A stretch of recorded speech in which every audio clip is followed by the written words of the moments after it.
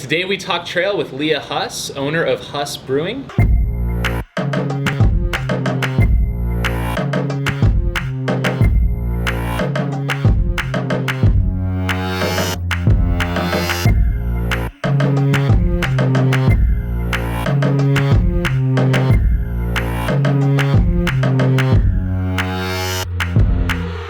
So you're welcoming me. I don't know. Welcome. Hi. Yes. We are on location here in Tempe, Arizona at your brewery. Yes. This is your tap room, yes. You call it? Yes.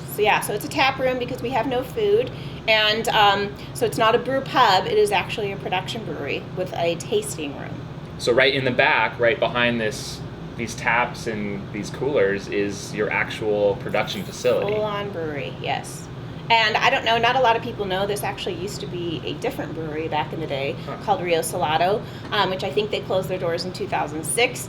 So when we initially found the address and thought, let's go down and check it out and see, maybe it'll be, ready to move in or whatever, it definitely was not, which was a huge letdown. So there was nothing here. The front looked like a bunch of offices, and the back was just a huge empty space. So you basically had to come in and build this entire space out. Absolutely, yes. Start from scratch. Yeah. And so you're a trail runner as well, yes. A runner? Yes. And what's your background and story with that? Let's start right there. So I grew up in Central Illinois, and my dad was part of a running group, the Springfield Road Runners. So we spent our weekends as kids out at the races, and I never knew about trail running. That's not really a thing, and it may be now in Central Illinois, although I'm not sure where these trails would be, but through cornfields maybe, I don't know. There's not a ton of trails out there. Not too many mountains? No. So it was essentially road running or nothing, but growing up in that community, it definitely was a thing that I felt like I was missing once I moved out here, because the big races and things that I knew of definitely were not like small town Central Illinois where everybody was out on the weekends. They'd run and then they'd have a big hog roast or something like that. So I showed up to my first big organized run out here and was taken aback by the 20,000 other people that were running. And so my first intro to trail was about 3 years ago. One of my girlfriends signed us up for Ragnar Trail, so we decided we should probably start training, and that was my first experience, was just a training run. And I essentially haven't turned back since. It definitely is a game changer for me. I would rather run 5 or 10 miles trail than one on the road. Great. And so for those of you who've been to some of our Aravaipa events, Huss has been the sponsor of some of the beer gardens out there, and so it's great having that out there. Thanks. And so how did you get started with brewing, and what's the history behind Huss Brewing? So my background is that I was the managing partner, so owner and manager at Papago Brewing, which is a craft beer bar that opened in 2001 in South Scottsdale. And we were essentially a pioneer in Arizona with craft beer. We used to say no crap on tap. Until we got a cease and desist on it because someone else already owned and was using that. But we sold no Bud Miller or Coors on draft. We had 30 tap handles and over 450 bottles in the cooler, and we were definitely a destination for the Southwest. So I was there up until May of last year, so 14 and a half years was my tenure. Jeff, my husband, he was a brewer for BJ's down in Chandler for 7 years. And it's there that I think that he got the training and all of the different placements that instilled in him the quality and styles of beer to produce and to kind of come out knowing what it was like to run a production brewery and knowing what it's like, to stylistically have to be on point with beers. So the two of us, after we had our daughter, decided that we wanted to branch off and kind of do our own thing together because it only made sense. So in August of 2013, we successfully opened our doors here at Huss Brewing Company. So we're not quite 3 years into it yet, and kind of chugging along. That's pretty amazing. You guys were with Papago. Sounds like you were doing the whole craft beer thing kind of before it was cool. 100%. I mean, now it's just like there's so many breweries. There's a huge industry.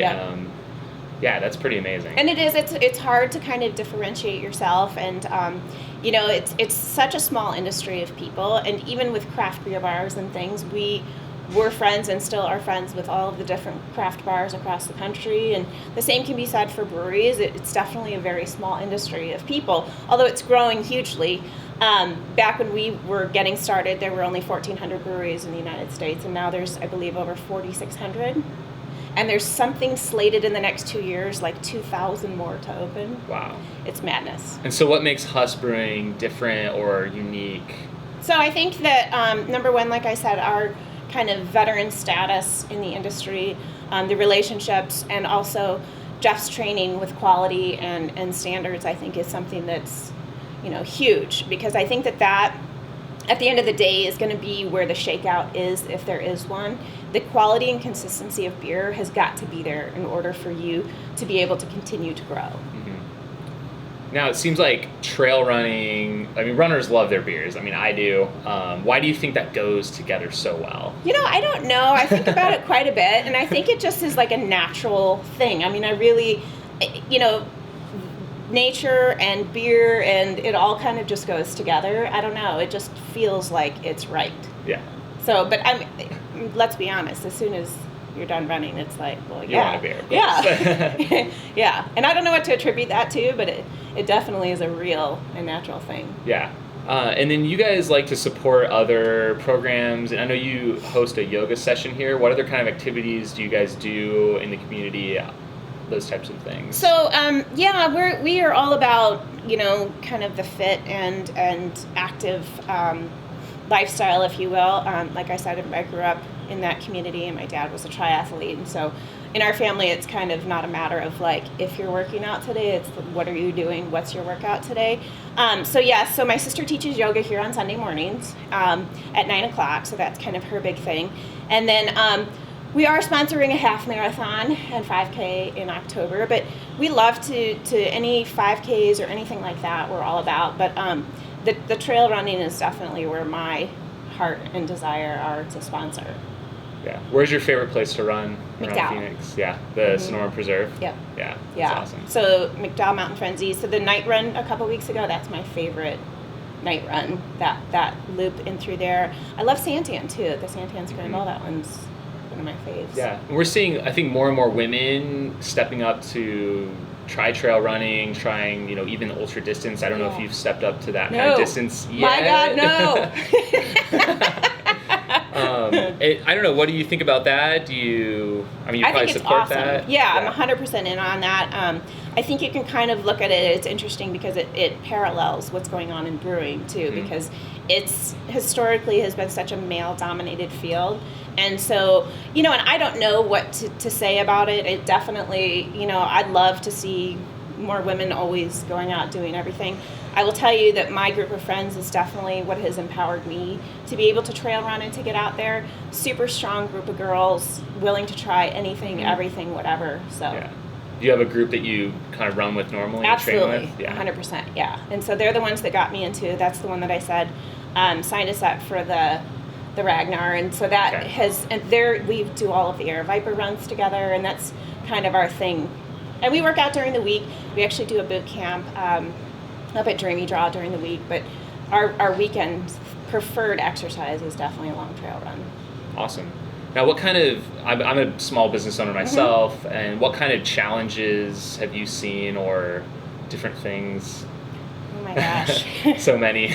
Well, I will tell you, so many is right. And it's starting from scratch, especially because I've already was an owner of a successful business. And back then, when we first started Papago, it was always interesting because people would just seek us out because we were such a rare find back then. We would have people that would come down from Jerome or the west side. It was not a rare occasion for them to travel for the craft beer. And so, we always joke around, you build a brewery and they will come. And it is the truth to a certain extent, but it's such a small group of people that drink craft beer or we're drinking craft beer, and it's growing and growing.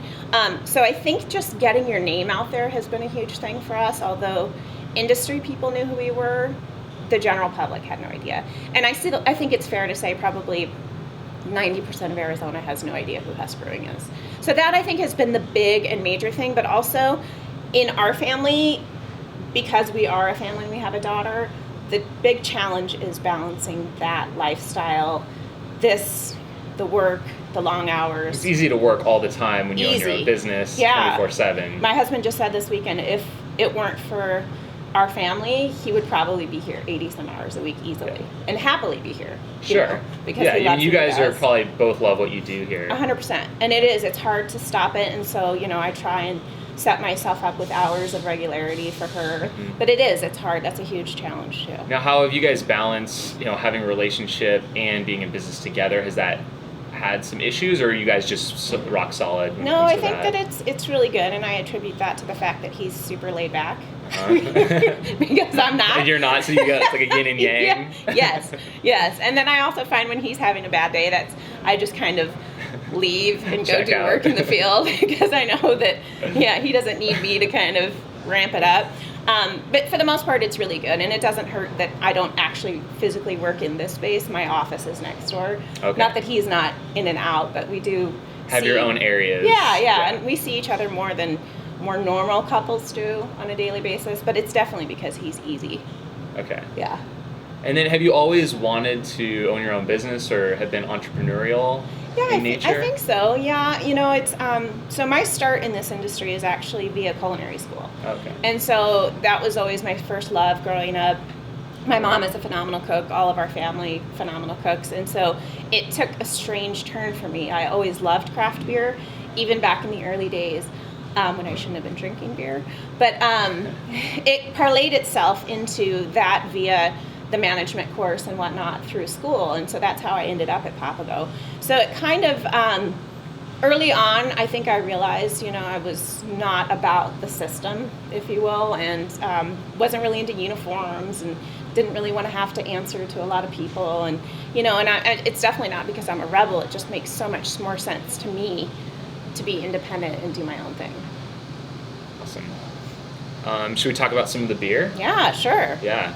I don't know if you remember what you poured here. Probably not at this point. So our flagship beer, which I don't think we have in front of us, is the Scottsdale Blonde. So I think that beer is definitely our easiest drinking, 4.75%. It's my choice of beer for after running, maybe before running.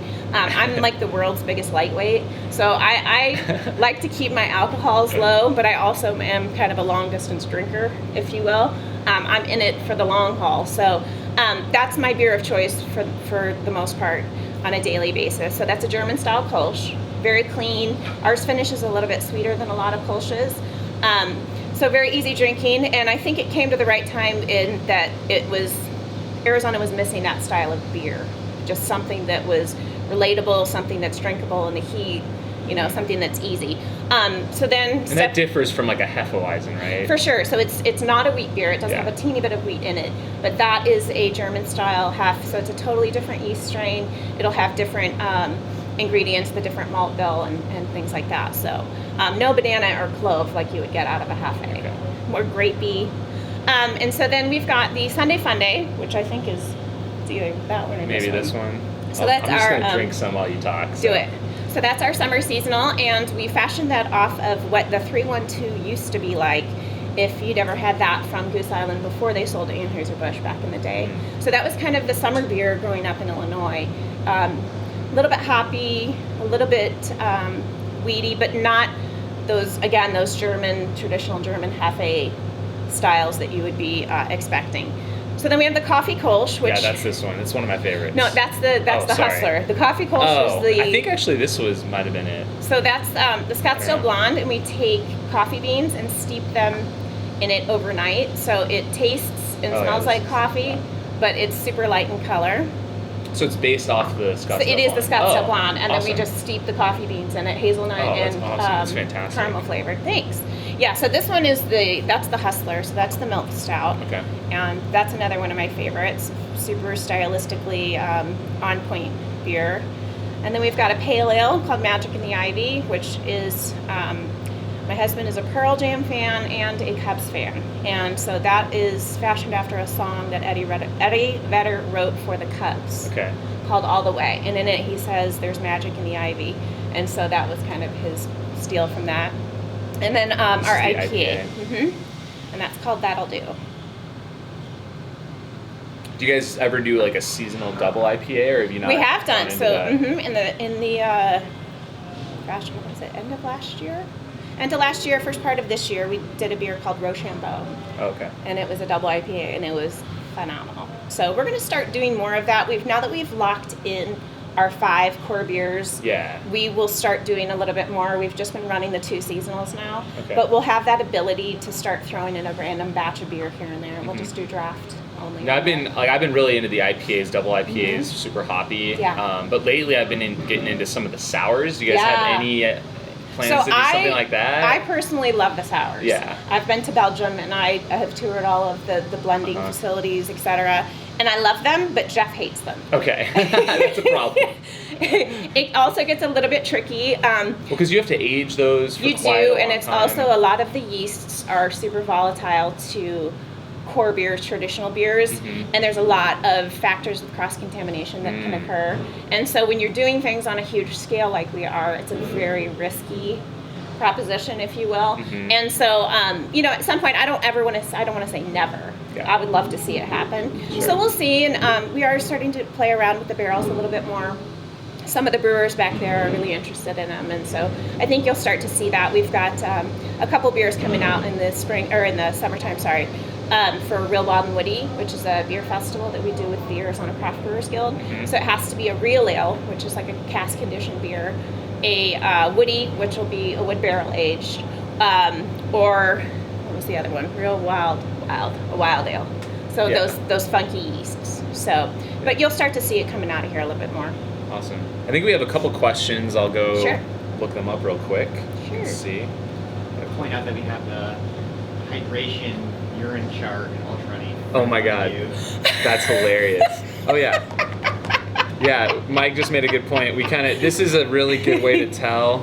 We said the urine hydration chart. So if you're hydrated well, you're more along this end.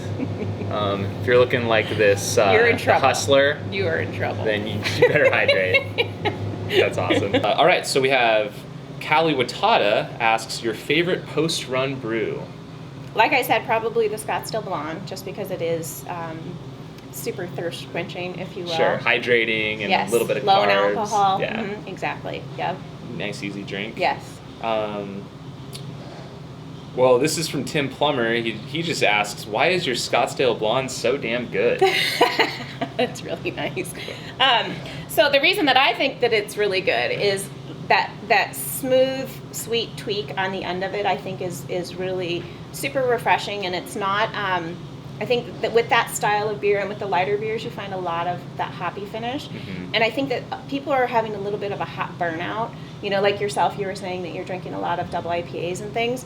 The industry has gone to such a huge swing of crazy hoppy beers. Yeah. There's been a little bit of a correction, I think, in people acknowledging and realizing that you could hide literally a dead cat in this beer, but you can't hide anything in that beer.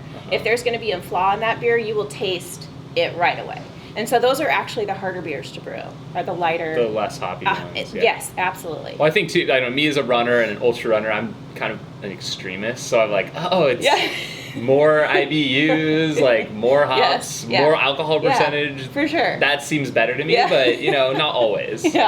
And there's no wrong choice in beer, and anybody who says that they don't like beer, I just don't think has found their beer, because there is a beer for everybody. And I've found more and more as I kind of branch out and try different types of beers that, like, I kind of like all of them. It's like when I became vegetarian, like, oh, I actually like all these vegetables. I just haven't tried them yet and tried them in a different way. And there's a time and a place, I think, for different styles too. Obviously there's the things that make sense to you, like dark beers in the wintertime or the spiced beers, and there's a beer for every setting, and that's why people love beer dinners, I think, so much, and chefs specifically, because they're so easy, so and approachable, and let's be honest, it's not your $20 bottle of wine. You can go and buy any beer for $5. Grab and go, or walk into any bar and grab a $5. Yeah, absolutely. Yep. All right, let's see. We have another one from Callie Watata, and she asks, your favorite local and destination races? Oh, my favorite local. So I feel like we talked about this. A little bit, so definitely McDowell and Santan. And I do love the Ragnar, and just, I think, because it seemed so crazy to me a few years ago. Was that the first one? Was it here, the one at McDowell Yeah. that they put on? Okay. And we did go to Zion twice, but that was a disaster because the weather was a disaster. Snow and everything. Yeah, but it's such an adventure and it's so fun.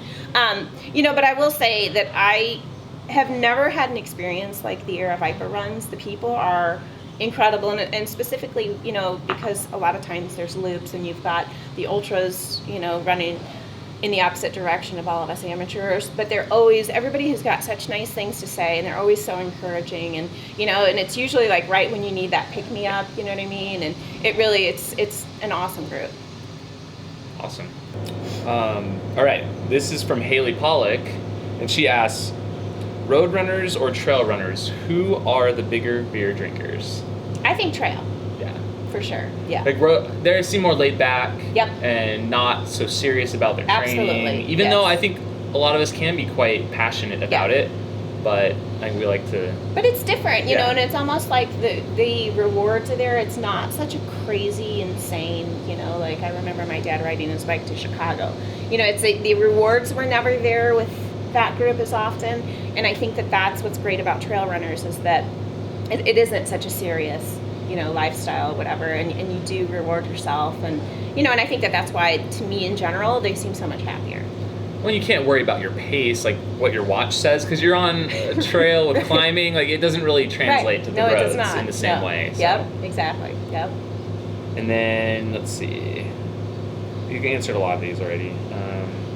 She says, I want to know, this is also from Haley, I want to know more about your dedication to get more women into brewing. Do you have a dedication to that? Absolutely, for sure, yeah. So in the first part of the year, we did an all-women's Arizona collaboration beer.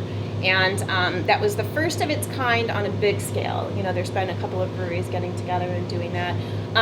The truth is that as far as the importance for me, if you look at the legacy of our brewery and the intent of opening our own space, our daughter was very strongly in that process, that thought process. And while my husband tells me that I'm not allowed to talk to her anymore about when she's a brewer and takes over the brewery.